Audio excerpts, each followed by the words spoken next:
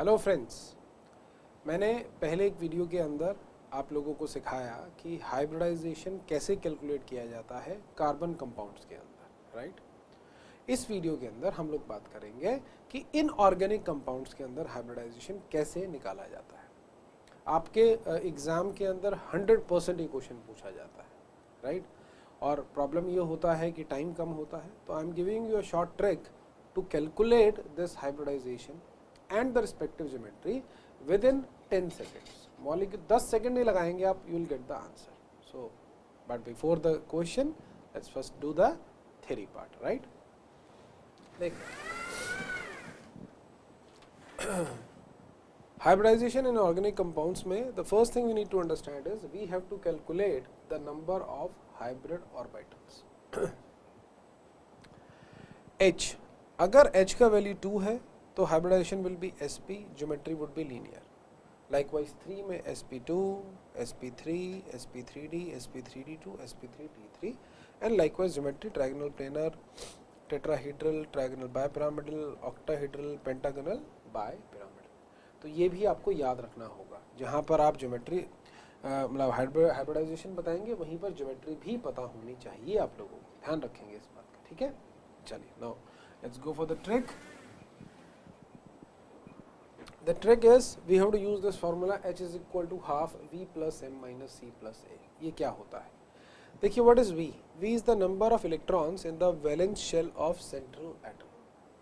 Valence shell का क्या मतलब होता है? जो उस एलिमेंट का ग्रुप नंबर है उतने ही इलेक्ट्रॉन्स उसके वैलेंस शेल में होंगे. फॉर एग्जाम्पल, आप अगर हेलोजेंस की बात करें, ग्रुप 7 है, तो आप फ्लोरीन, क्लोरीन, ब्रोमीन, आयोडीन लेंगे सेंट्रल एटम, तो आउटरमोस्ट शेल में कितने इलेक्ट्रॉन हो गए? 7. ऑक्सीजन फैमिली की बात करेंगे, ऑक्सीजन, सल्फर 6, नाइट्रोजन फैमिली की nitrogen, phosphorus, arsenic 5, right. Carbon family में 4, बोरोन फैमिली में 3, एल्कलाइन अर्थ मेटल्स में 2, एल्कली मेटल्स में 1. सिंपल है.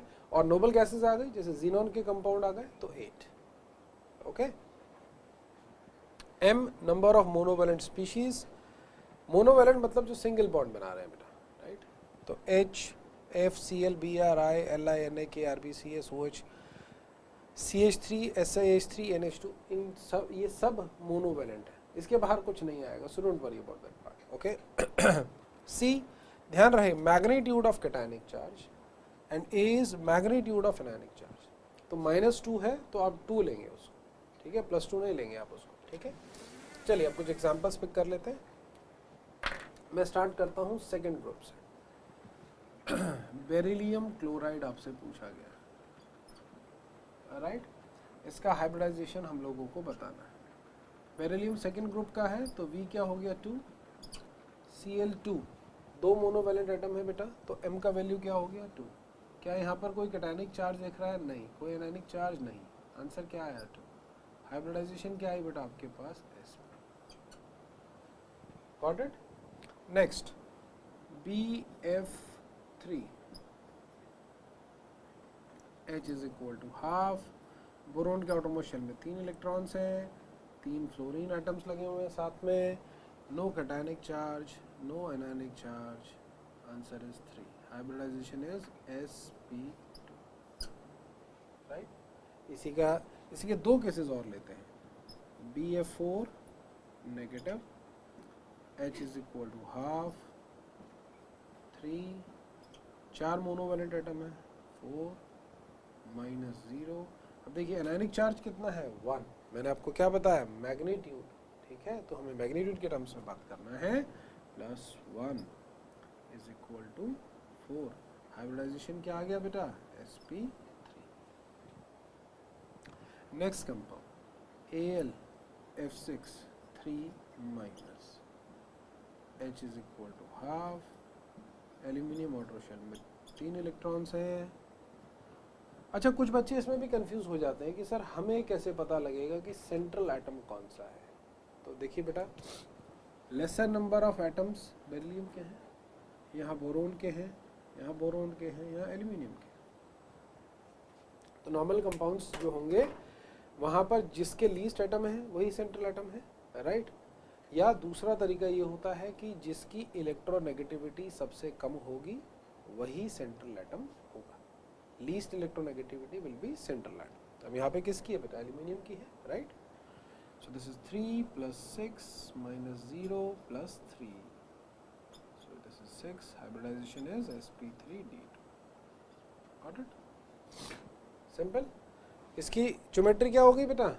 हाँ, अभी मैंने आपको बताया ना, यहाँ पर we have already seen h = 2 में क्या है? लीनियर. ध्यान रखेंगे इसको.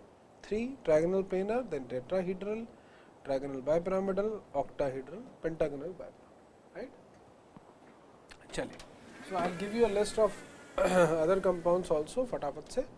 तो this is, now let's go to the fourth, CCl4.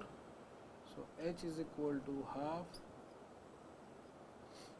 4 + 4 - 0 + 0 = 4. Which hybridization? sp3. Very good. SiCl6 2-. I am giving you all those compounds जो कि आप लोगों से ना स्कूल एग्जाम में पूछा जा सकता है. 4 + 6 - 0 + 2. This is equal to 6 sp3d2. Right? Now let's come to nitrogen. H = ½ 5 + 3 - 0 + 0 4 sp3. NH4+. H = ½ 5 + 4. अब देखिए कैटायनिक चार्ज आ गया ना, तो -1 + 0.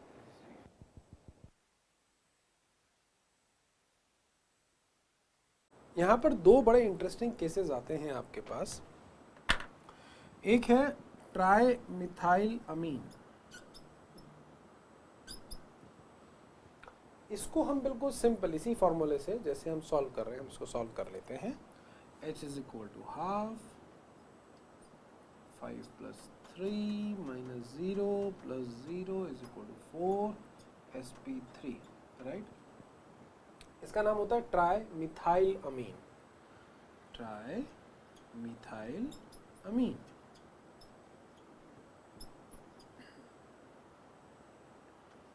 ओके. यहाँ पर एक केस आता है ट्राइसिलाइल अमीन का, NSiH3 whole thrice. The name of this compound is trisilyl amine. Okay.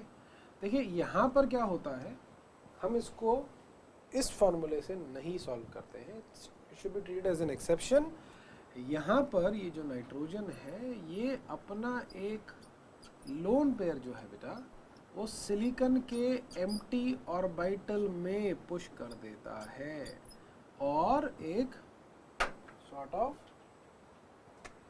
Pi bond बना देता है बेटा. यहाँ पर क्या बना दिया? Pi bond. तो इसको हम लोग ऐसे ही सॉल्व करेंगे जैसे कि हम लोगों ने कार्बन कंपाउंड्स को सॉल्व किया था, sigma sigma and sigma. So the hybridisation is sp2. ध्यान रहे, ये एग्जाम में आपसे पूछा जा सकता है अगर आपके टीचर डिफिकल्ट पेपर बनाएंगे. चलिए अब सल्फर पर चलते हैं हम लोग से. SO2 SO3 दोनों को मैं इकट्ठा सॉल्व करता हूँ. H = ½ 6. ऑक्सीजन क्या होता है बेटा? ऑक्सीजन डाइवेलेंट है ना, तो मोनोवेलेंट यहाँ पर क्या हो गया? 0. ना कोई कैटायनिक चार्ज ना कोई एनायनिक चार्ज. Answer is 3. दोनों की हाइब्रिडाइजेशन क्या आ गई? sp2, right? अगला SF4. H = ½ 6 + 4 - 0 + 0 = 5. क्या हो गया बेटा? sp3. SF6. H = ½ 6 + 6 - 0 + 0 = 6. sp3d2. यहीं पर देखिए अगर मैं सॉल्व करता हूँ SO4 2 माइनस आयन के लिए, हाँ? तो H is equal to half 6 plus 0 minus 0 plus 2, anionic charge है ना बेटा 4sp3। यही कुछ दूसरे एनायंस के लिए भी कर लेता हूँ बेटा, जैसे फॉस्फेट आयन है PO4 3 negative, H is equal to half 5 plus 0 minus 0 plus 3। और बेटा 0 किस लिए लिया जा रहा है? Because oxygen is divalent, right? Monovalent चाहिए होता है हम लोगों को यहाँ। 4sp3, हाँ? Carbonate ion CO3 2 minus, H is equal to half 4 plus 0 minus 0 plus 2 is equal to 3sp2, right? है ना? कुछ हेलोजेंस की तरफ बढ़ते हैं हम लोग अब। ICl2 नेगेटिव, इसको टफ क्वेश्चन माना जाता है, जबकि ये देखिए कितना आसान है। आयोडीन सेंट्रल एटम है 7, 2 मोनोवैलेंट 2 माइनस 0 प्लस 1, कितना हो गया 5, right? Similarly I3 minus ion भी सेम वे में सॉल्व होता है। बच्चे कंफ्यूज हो जाते हैं, जबकि बहुत आसान है ये। देखिए I3 माइनस आयन कैसे बनता है? ऐसे बनता है I, यहाँ माइनस चार्ज, तो ये सेंट्रल एटम है 7, ये आयोडीन और ये आयोडीन 2 मोनोवैलेंट हो गए, एक बेटा आपके पास एनायनिक चार्ज हो गया, सिंपल। sp3 डिहाइब्रिडाइजेशन आ गया, राइट? ज़ीनॉन कंपाउंड्स को पूछा जाता है। XeF2 half xenon noble gas है, आउटर शेल में 8 इलेक्ट्रॉन होते हैं, 8 plus 2 minus 0 plus sp3d2, XeO3 xenon 8, oxygen के लिए 0, कुछ नहीं देंगे, डाईवैलेंट है बेटा 4 5 sp3, okay. XeO2F2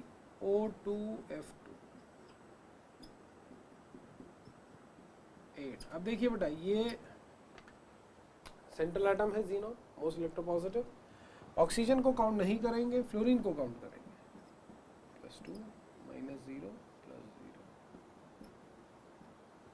sp3, XeF6 8 plus 6 minus 0 plus 0 is equal to 7 sp3d3, right? तो आई होप आपके स्कूल में आने वाले ऑलमोस्ट हर एग्जाम्पल को हम लोगों ने कंसिडर कर लिया है। अगर कुछ रहे हैं तो वो भी आप इस फॉर्मूले से सॉल्व कर सकते हैं, राइट? और ये जितना प्रैक्टिस आप करेंगे उतना आसान हो जाएगा विद इन 10 सेकेंड। आप देखिए मैं कितना टाइम लगा रहा हूँ, I was hardly taking 10 seconds to give the hybridisation and geometry, okay? तो इसको ध्यान रखिएगा, ये क्वेश्चन ज़रूर आप लोगों से पूछा जाता है।